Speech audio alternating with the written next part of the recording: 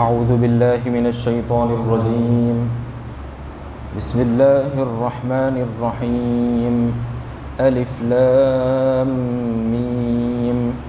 ذلک الکتاب لا ریب فیہ ھدی للمتقین الذین یؤمنون بالغیب ویقیمون الصلاة ومما رزقناہم ینفقون والذین یؤمنون بما انزل الیک وما انزل من قبلک وبالآخرۃ هم یوقنون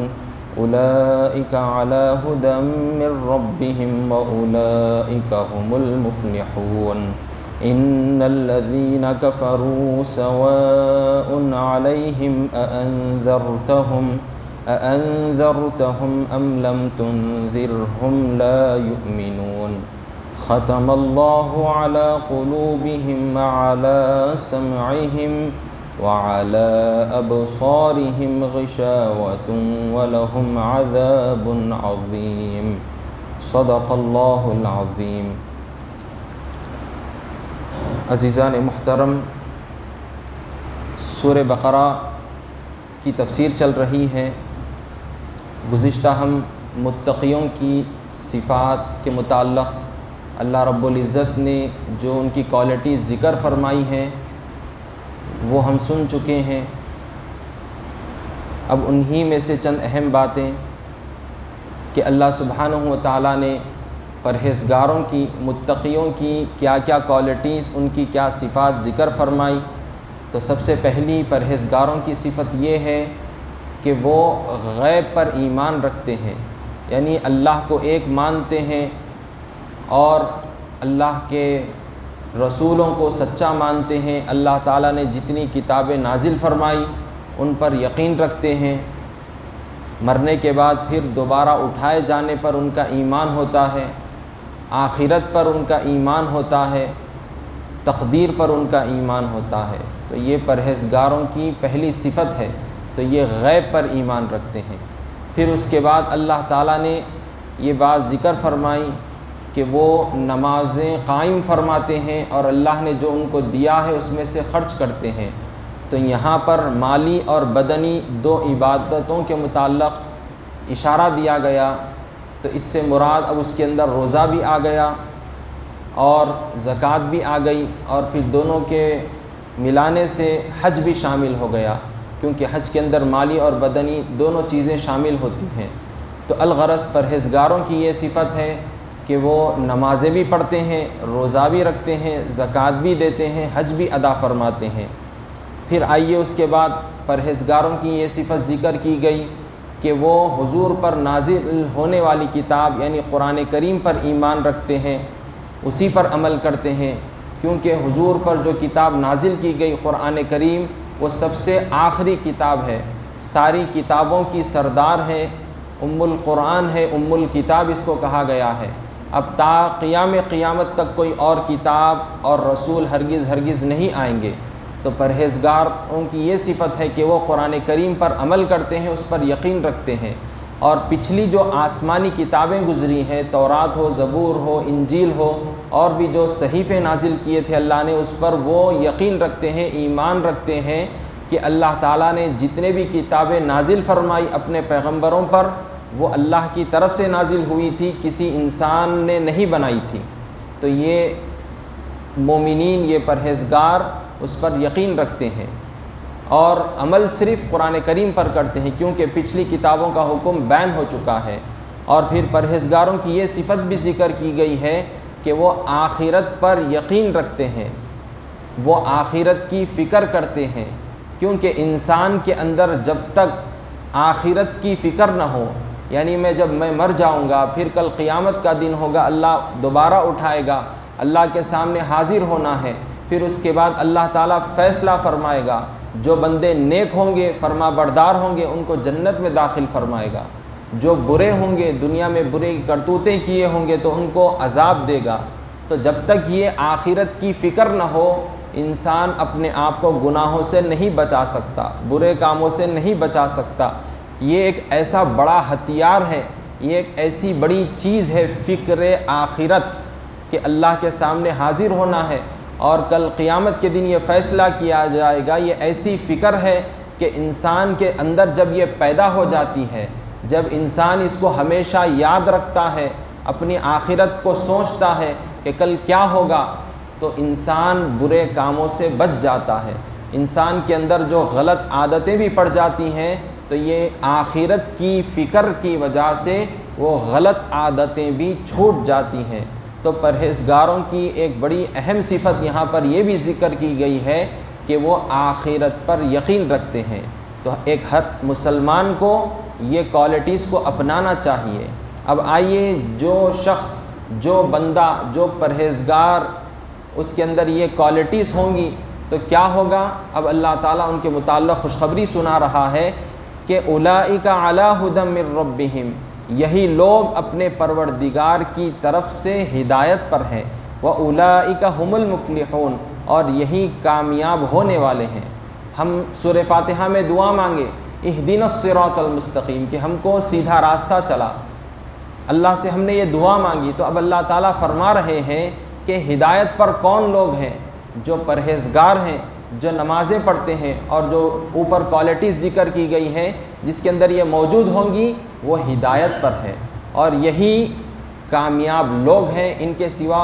دوسرا شخص ناکام ہے، نامراد ہے۔ اب یہاں پر اللہ تعالیٰ نے جو کامیابی کا لفظ ذکر فرمایا ہے، مفلحون، یہ ایسا لفظ ہے، یہ عربی کے اعتبار سے جس کے متعلق بتلایا گیا ہے کہ دنیا اور آخرت کی دونوں کامیابیاں، دونوں سعادتیں اس بندے کو حاصل ہو چکی ہیں۔ یہ ایسی کامیابی ہے اور مکمل طور پر کامیابی ہے، ایسی ناقص نہیں کہ بالکل تھوڑی دیر کے لیے کامیاب پھر اس کے بعد وہ ناکام ہو سکتا ہے، ایسا نہیں، بلکہ جو ایسی زندگی گزارے گا، پرہیزگارانہ زندگی گزارے گا، تو حقیقی طور پر وہ دنیا میں بھی کامیاب رہے گا اور آخرت میں بھی وہ کامیاب رہے گا۔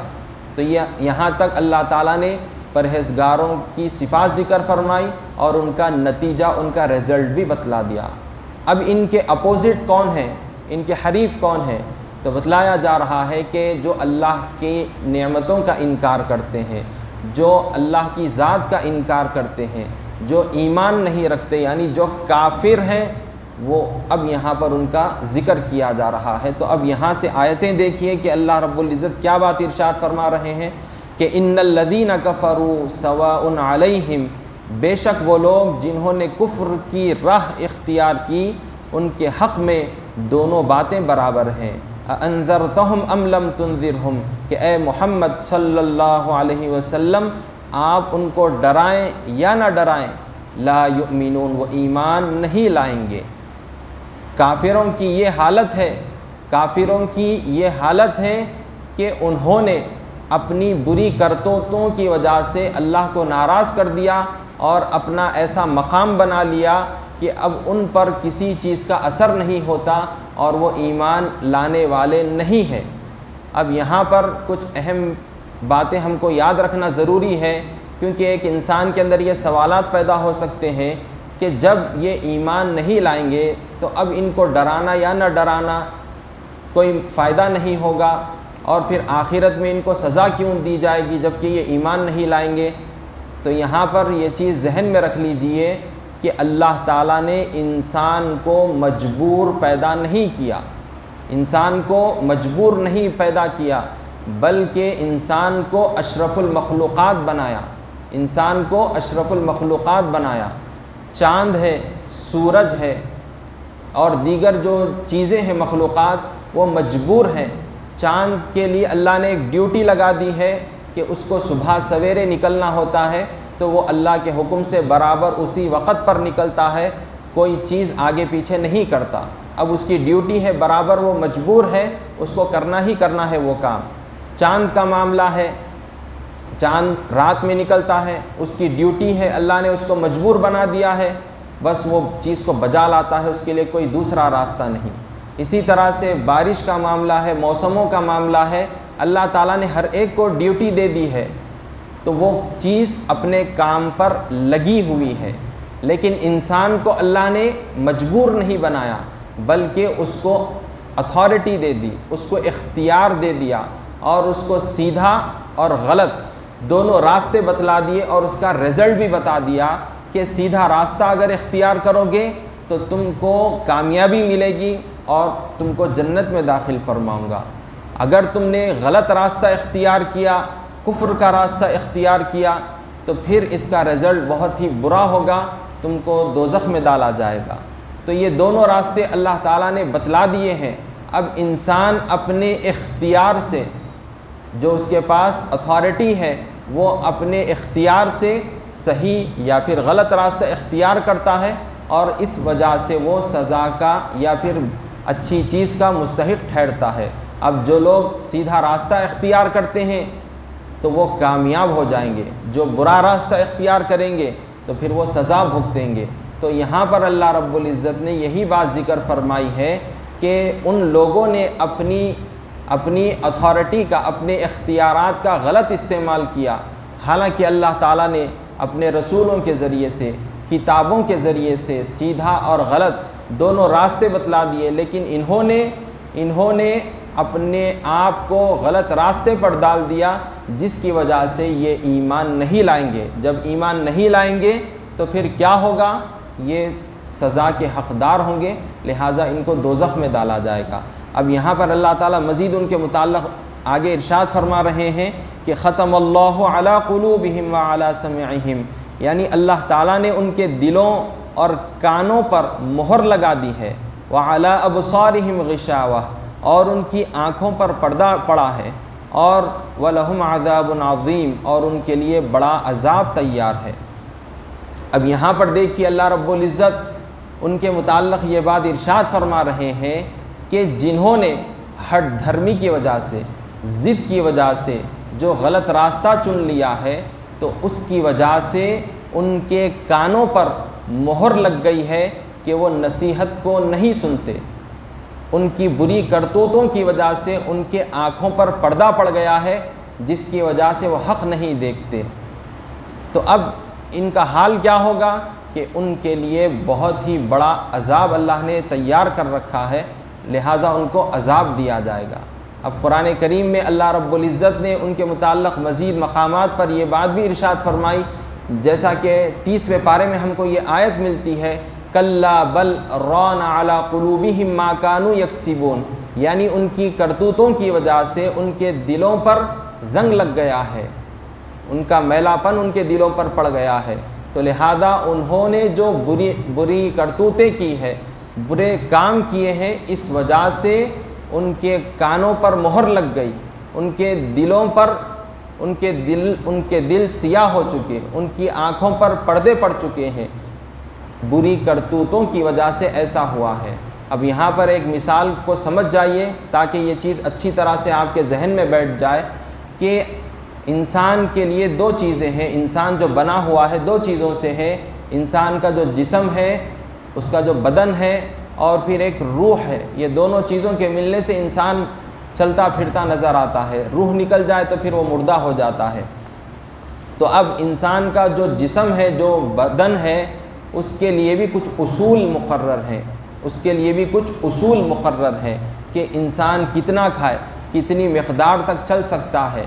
تو یہ اصول کا جب وہ پابند رہے گا تو اس کا جسم سلامت رہے گا۔ اگر وہ حد سے زیادہ کھانے والا بن جائے گا، جتنا چاہے کھاتا جا رہا ہے، تو پھر اس کی وجہ سے جسم کا اصول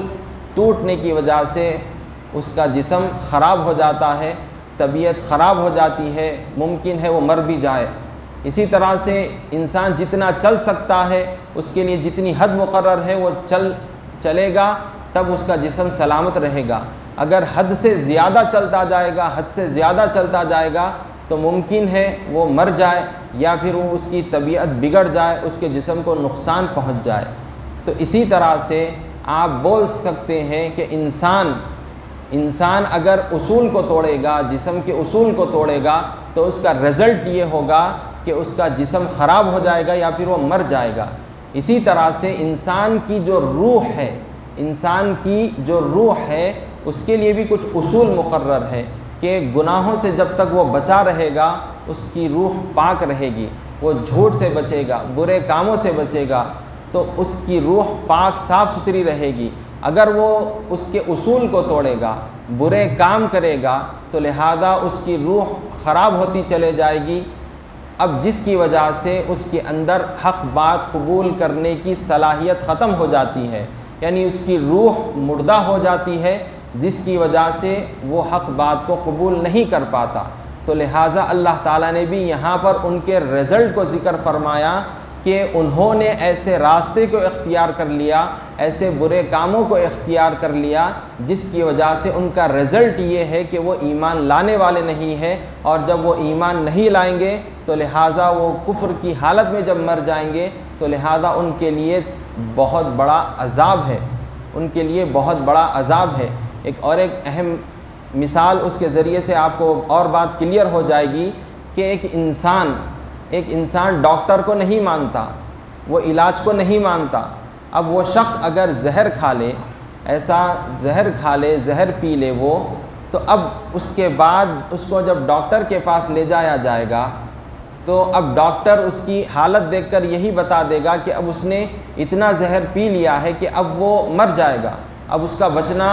ممکن نہیں ہے۔ تو اب آپ خود بتلائیے، کیا ڈاکٹر کی غلطی ہے اس کے بولنے سے، کیا وہ مر جا رہا ہے، یا پھر اس نے زہر پیا ہے جس کی وجہ سے وہ مر رہا ہے؟ تو ایک سمجھدار آدمی یہی کہے گا کہ ڈاکٹر کے بولنے سے نہیں مر رہا ہے، بلکہ اس نے یہ غلط کام کیا، اس نے زہر پی لیا، اس نے ایک بہت بڑی بے وقوفی کی حرکت کی، زہر پی لیا، جس کی وجہ سے وہ مر رہا ہے۔ تو لہذا یہی چیز ہے کہ کفار نے غلط راستہ چن لیا، برے کام کیے، جس کی وجہ سے ان کا رزلٹ یہ ہے کہ وہ عذاب کے حقدار ہو گئے، نہ کہ اللہ کے بولنے سے، کیونکہ اللہ نے تو ان کو موقع دیا۔ موقع کیسے دیا؟ ان کو سیدھا راستہ بتایا، اپنی کتابیں بھیجی، اپنے پیغمبروں کو بھیجا، انبیاء علیہ السلام کے ذریعے سے معجزے دکھائے، لیکن اس کے باوجود بھی وہ حق کو قبول نہیں کیے، وہ سیدھے راستے پر نہیں آئے، بلکہ اپنے آبا و اجداد کے دین پر ہی لگے رہے، اور اس کی وجہ سے وہ کفر پر ضد پر رہے اور اسلام قبول نہیں کیے، لہٰذا وہ اللہ کے عذاب کے مستحق ہو گئے۔ وصلی اللہ تعالیٰ وسلم علی خیر خلقہ سیدنا محمد وعلی آلہ واصحابہ اجمعین، الحمد للہ رب العالمین۔